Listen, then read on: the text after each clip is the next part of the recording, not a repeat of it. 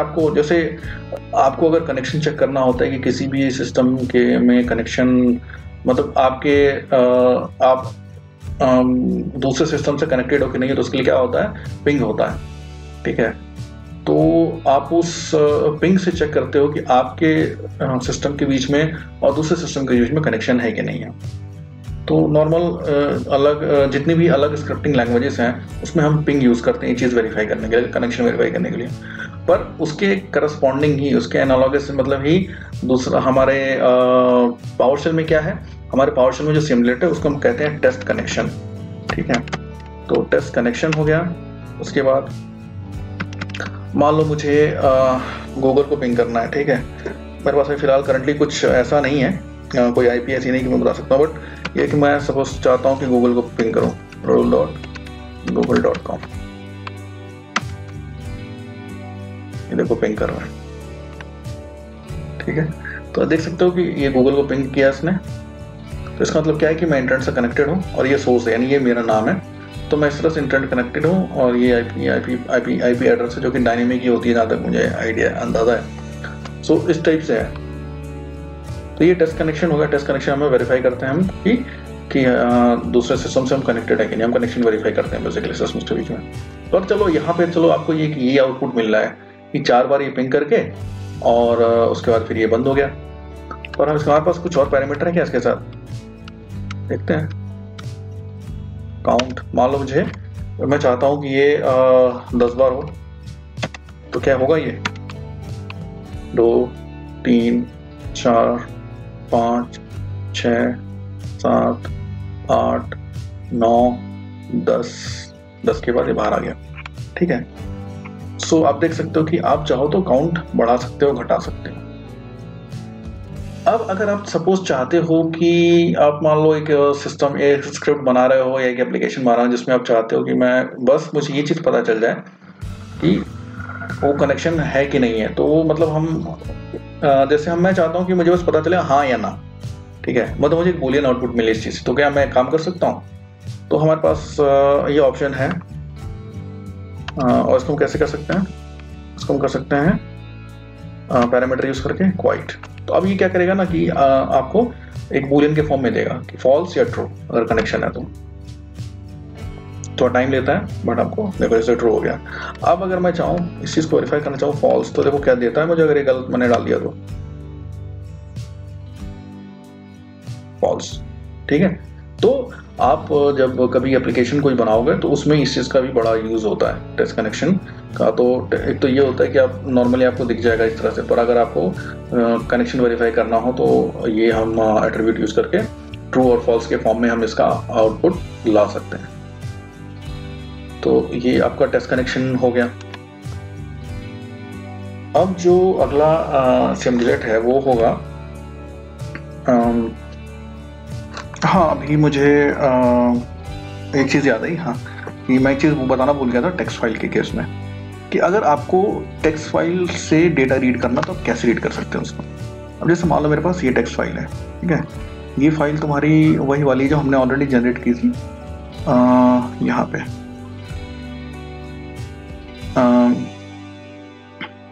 ये फाइल, ठीक है। तो मैं चाहता हूँ कि इसके कंटेंट्स को रीड करना पावर शेल में, तो मैं कैसे कर सकता हूँ? सबसे पहला काम तो मैं करूँगा कि इसका एड्रेस कॉपी कर लेता हूँ, ठीक है। अब उसको किसी भी टेक्स्ट फाइल का कंटेंट रीड करने के लिए हमारे पास एक सिमुलेट होता है गेट कंटेंट। उसके बाद आपको उसका 1 मिनट में ना इसको पहले क्लियर कर देता हूँ, ज़्यादा फिर इजी होगा। गेट कंटेंट, फिर हमें उसका एड्रेस हम दे देते हैं और उसके बाद ये टेक्स्ट फाइल। तो अब इस टेक्स्ट फाइल के अंदर जो भी होगा ना वो हमें कंसोल पे दिख जाएगा, ये देखो।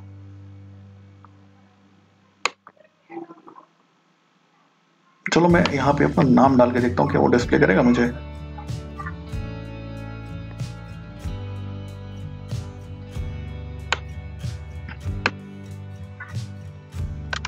जैसे मान लो मैंने डाल दिया सतीश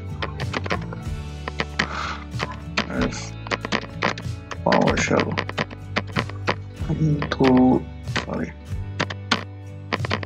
just okay और मैं इसको सेव करके देखता हूँ कि क्या ये चीज़ भी डिस्प्ले करेगा ये। सो देखते हैं डिस्प्ले करता है कि नहीं। इसको हम अगेन क्लियर कर देते हैं और उसके बाद फिर हम सिमुलेटर ऑन करते हैं। तो देखो इसने ये डिस्प्ले कर दिया, this Sharma is a PowerShell enthusiast. Okay, so ये एक तरीका है कि हम कैसे रीड कर सकते हैं ये फाइल, टेक्स्ट फाइल। कर लेता हूँ get child item. Get child item क्या करता है कि मान लो आपके पास एक फोल्डर है और आप चाहते हो कि इस फोल्डर के अंदर क्या क्या चीज़ें हैं वो मुझे पता चलें। मतलब उस फोल्डर के अंदर भी फोल्डर हो सकता है ना, और उस फोल्डर के अंदर भी फोल्डर हो सकता है। मतलब क्या हुआ कि एक फोल्डर के अंदर फोल्डर हो सकता है और फिर उस फोल्डर के अंदर भी कई सारे फोल्डर या कई सारी फाइल्स हो सकती हैं। पर अगर आप सीधा सीधा गेट चाइल्ड आइटम यूज़ नहीं करोगे, मतलब अगर क्या बोलते हैं किसी भी फोल्डर का कंटेंट आपको अगर देखना हो सिर्फ, तो क्या नाम है कि उसके लिए मतलब गेट चाइल्ड आइटम हम यूज़ करते हैं। पर वही है कि मैंने जैसे बताया ना कि अगर आपको उस फोल्डर के अंदर अगर कोई फोल्डर है उसकी भी डिटेल चाहिए होती है तो उसके लिए एक अलग से पैरामीटर होता है, ठीक है, सॉरी एट्रीब्यूट होता है। तो हम वो चीज़ भी यहाँ पे हम डिस्कस करेंगे। तो सबसे पहला काम हम ये करते हैं कि पहले हम गेट चाइल्ड आइटम का यूज़ करके जो मेरा ये फोल्डर था इसके अंदर ढूंढते हैं कि क्या दिखाता है क्या हमें ये। तो गेट चाइल्ड आइटम, ठीक है, ये लोकेशन में दे देता हूँ उसको। अब देखते हैं इसके अंदर जो फाइल दिखाएगा मुझे, क्या सिर्फ एक टेक्स्ट फाइल है। अगर मैं ये करूँ, मैं कुछ और भी इसमें 2-3 फाइलें और डाल देता हूँ इसके अंदर। मैं क्या करता हूँ कि मैं इसको उठा के यहाँ पे डाल देता हूँ। अब देखता हूँ क्या दिखाता है मुझे। अब देखो इसके अंदर दिखा रहा है कि दो चीज़ें हैं, मतलब 2 एंटिटीज़ हैं। एक है फोल्डर, मतलब आपका डायरेक्टरी, जैसे मोड देख रहे हो ना यहाँ पे, तो ये मोड डायरेक्टरी है।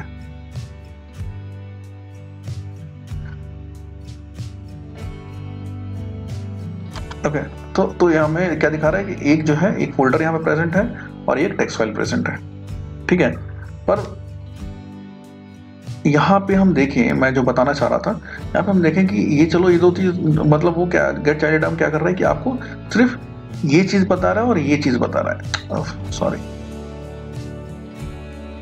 एक मिनट, इसको बाहर करने दो, ठीक है। अब इसके अंदर भी तो फोल्डर है। अगर मैं चाहता हूँ कि वो सारी चीज़ें मुझे बताए, अब और इसके अंदर भी एक फोल्डर है और इसके अंदर भी फोल्डर है, तो देख रहे हो कि काफ़ी क्या है कि ऐसी कंडीशंस आती हैं कि जहाँ पे आपको फोल्डर के अंदर फोल्डर, उसके अंदर फोल्डर, उसके अंदर फोल्डर, उसके अंदर फाइल, इस टाइप की चीज़ें मिल सकती हैं। तो मुझे अगर वो सारी चीज़ें पता करनी तो मैं कैसे पता करूँगा? तो उसके लिए सिंपल सा सीधा कमांड होता है, मतलब गेट चाइल्ड आइटम, इसका रिकर्स, ठीक है। रिकर्स मतलब कि अब क्या होगा कि इस test1 फोल्डर के अंदर जो भी चीजें होंगी वो भी मुझे दिखेंगी। देखो, एक मिनट में ना इसको क्लियर स्क्रीन करता हूँ, इसके बाद अब देखो पहले नंबर पे इसने क्या किया, ये दिखाया, फिर ये फाइल। दूसरे नंबर पे इसने क्या किया कि test1 के अंदर test1 फोल्डर के अंदर गया, वहां उसने देखा ये एक फोल्डर पड़ा है और ये एक फाइल पड़ी है, ठीक है, ps.ps1। अब ये क्या किया, इसने देखा कि अच्छा ये फोल्डर है, तो इसके अंदर क्या किया कि test1 और इस फोल्डर के अंदर घुस गया। उसने देखा कि अच्छा इसके अंदर ये चीज़ें पड़ी हैं, ठीक है, और ये d दिखा रहा है कि मतलब ये एक फोल्डर है और बाकी तुम्हारे फाइल्स हैं। अब इसने देखा कि अच्छा ये फोल्डर है, फिर वो क्या किया इस फोल्डर के अंदर भी घुस गया, ठीक है। तो अब देख सकते हो इस फोल्डर में देख रहा हो कि ये 2 भी फोल्डर हैं। तो इसने क्या किया, ये फोल्डर है, तो अब इसके अंदर भी घुस गया। अब इसके अंदर इसने देखा अच्छा ये है, फिर देखा इसके अंदर ये भी एक फाइल है, सॉरी फोल्डर है, फिर वो क्या करेगा इसके अंदर भी घुस जाएगा। फिर ये देखो यहाँ पे अब जो है फाइल से सिर्फ इसके अंदर कोई फोल्डर नहीं है। अब इसका मतलब इसको नहीं जाना तो इसका ये लूप यहाँ खत्म हो जाएगा। फिर इसने देखा कि अच्छा ये अब वापिस इस पे आएगा, क्या अच्छा ये वीबी जो स्क्रिप्ट लिखा हुआ है इसका मतलब ये एक फोल्डर था तो इसके अंदर भी घुस गया। अब देखा इसके अंदर सिर्फ फाइल्स हैं, जहाँ फाइल्स हैं उसके बाद अब तो कोई फोल्डर नहीं इसके अंदर, जिसकी वजह से उसको अंदर नहीं जाना है कहीं पे। तो ये क्या करेगा कि अब यहाँ पे अपना जो है सर्च खत्म कर देगा, ठीक है। तो get child item recurse use करने पे क्या होगा कि अगर उसके अंदर जितने भी सारे फोल्डर्स होंगे उन सबके कंटेंट उठा के आपको आउटपुट पे दे देगा या पावरशेल कंसोल पे दिखा देगा। दूसरा चीज़ क्या है कि अगर और क्या ऑप्शन है, अगर मैं चाहता हूँ कि चलो रिकर्स तो करें, ठीक है, उसके साथ साथ क्या करें, टेक्स्ट फाइल्स को एक्सक्लूड कर दें, ठीक है। तो वो कैसे होगा, मैं चाहता हूँ कि भाई टेक्स्ट फाइल एक्सक्लूड हो जाए, तो .txt कर देता हूँ। तो अभी आप देखोगे टेक्स्ट फाइल एक्सक्लूड किया इसने, एक मिनट, लेट मी चेक, कहीं गड़बड़ हुई लग रहा है।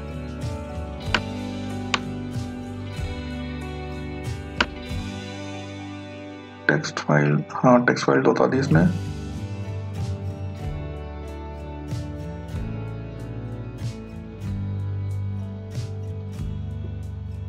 जहाँ पे एक टेक्स्ट फाइल दिखा रहा है, यहाँ दिखा रहा है,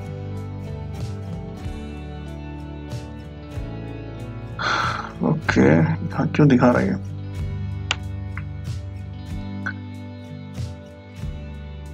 okay, wait, let me run this command once again, let me check।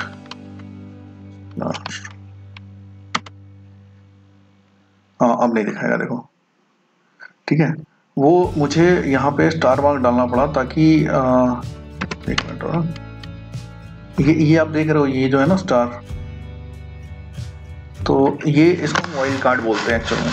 तो स्टार मार्क डालने का मतलब है कि इस डॉट के आगे कुछ भी हो, कोई भी नाम हो, हमें उसे फिल्टर कर देना है, उसको हटा देना है। तो इस भाई ने वही किया, देखो तो जो सिस्टम है इसने ये किया। अब आप देख सकते हो कि कहीं पे भी आपको ये .txt कुछ नहीं दिखेगा।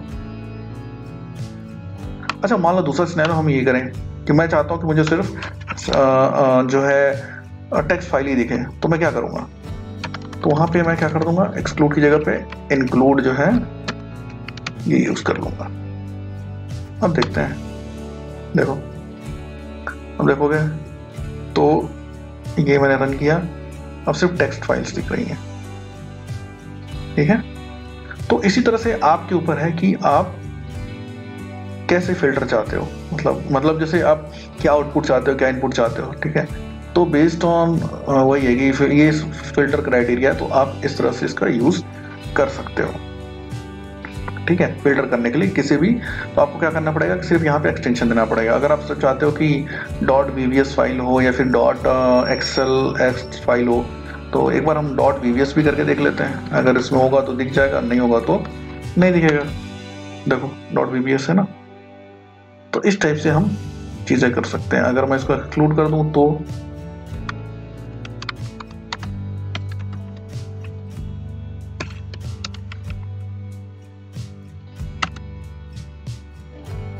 अभी क्या है कि मैं हर चीज दिखेगी, सिर्फ VBS नहीं दिखेगी, देखो कहीं नहीं दिखी। सो ये सारी चीजें हैं जो कि हम गेट चाइल्ड आइटम पे कर सकते हैं, ठीक है। अच्छा, तो हमारा नेक्स्ट जो सिमुलेट है वो बेसिकली हमें क्या बताता है, हमें वो ये करता है, मान लो कभी कभी ऐसा होता है कि मैं चाहता हूँ कि मुझे ये चीज़ पता रहे कि मैंने कौन कौन से सिमुलेट करंट पावरशेल सेशन में मैंने यूज़ किए हैं, और चाहे मैंने क्या क्या चीज़ें यूज़ की हैं करंट पावरशेल सेशन में। तो वो चीज़ मैं कैसे पता कर सकता हूँ, मेरे पास क्या कोई तरीका है पता करने का? तो मेरे पास एक तरीका है जिससे हम ये चीज़ पता कर सकते हैं कि अभी तक हमने क्या क्या सिमुलेट्स यूज़ किए हैं। तो उसके लिए सिंपल सा एक सिमुलेट है, गेट हिस्ट्री। गेट हिस्ट्री में क्या होगा कि आपने अभी तक जो भी करंटली अभी तक ना यूज़ किए होंगे सिमुलेट, आपको वो सब दिखाएगा। ये देखो, अभी तक हमने 62 प्रेजेंटली जो सिमुलेट्स है वो यूज़ किए हैं। देखो हर चीज़ जितनी है ना, मैंने गूगल और ये सब कुछ किया था। तो ये भी एक बड़ा यूजफुल सा सिमुलेट है जो कि आप यूज़ कर सकते हो, और आपको वो पूरा जो है करंट सेशन में जो भी चीज़ें आपने जो भी सिमुलेट्स यूज़ किए हैं वो सारे के सारे आपको डिस्प्ले कर सकता है। तो हमारा अगला जो सिमुलेट है वो हमें बताता ये है कि अगर आपको ये चीज़ पता करना हो कि आपका जो सिस्टम पे कौन सी लैंग्वेज सेट है, जैसे इंग्लिश है तो इंग्लिश यूएस में है या ब्रिटिश में है, यूके में है, या फिर आपका जो कीबोर्ड है वो किस उस पर सेट है, कौन सी लैंग्वेज में, किस फॉर्मेट में है। तो अगर हमें पता करना तो हम उसके लिए क्या कर सकते हैं, तो उसको पता करने के लिए हमारे पास सिंपल सा एक वो है सिमुलेट है, उसको हम कहते हैं गेट यूआई कल्चर। इसमें देखो आपको क्या बताएगा, आपको ये बताएगा कि ये इंग्लिश जो है इसमें इंग्लिश यूएस पे सेट है, और वही डिस्प्ले नेम उसका ये इंग्लिश यूनाइटेड स्टेट्स। पर मुझे इसका इतना कोई यूज़ लगता नहीं है इस चीज़ का, ये बस मैंने आपको नॉलेज के लिए बता दिया कि आपको ये चीज़ पता होनी चाहिए। That's it. जो हमारा नेक्स्ट सिम्युलेट है वो बेसिकली क्या है, वो हमें ये चीज़ बताता है कि अगर सपोज करो आपको बाहर से कुछ इनपुट देना हो, हमारे जो भी हमारी स्क्रिप्ट है उसमें आप बाहर से इनपुट देना चाहते हो, जैसे ज़्यादातर तो यही होता है कि आप यूज़र से कुछ इनपुट लेना चाह रहे हो, तो क्योंकि हम हर चीज़ तो स्क्रिप्ट के अंदर नहीं डाल सकते ना, हर कंडीशन हर चीज़, तो कभी कभी क्या होता है कि हमें यूज़र से भी इनपुट लेना पड़ता है। तो ऐसे केस में हम क्या कर सकते हैं, मतलब वो क्या है, वो कौन सा सिम्युलेट है जिसका यूज़ करके हम यूज़र से इनपुट ले सकते हैं। तो उसके लिए हम बोलते हैं उसको रीड होस्ट। ओके, तो रीड होस्ट क्या करता है कि अब वो आपसे इनपुट पूछेगा। तो अभी मैं क्या करता हूँ कि एक बना देता हूँ, मतलब एक वेरिएबल ले लेता हूँ, ठीक है, $A, और दिस विल बी, मतलब जो भी रीड होस्ट होगा, मतलब ये आप यूजर से पूछेगा कि एंटर योर नेम, ठीक है, और एक बार उसे पूछेगा और उसका जैसे आप नाम एंटर करोगे तो वो जो भी नाम आप एंटर करोगे ये वेरिएबल में स्टोर हो जाएगा। देखो जैसे, ठीक है, मान लो मेरा नाम तो सतीश है,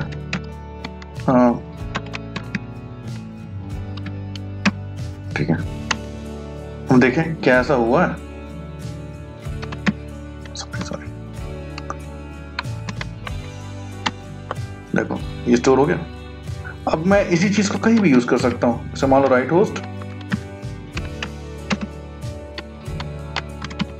हेलो $A, देखो हेलो सतीश हो, ठीक है।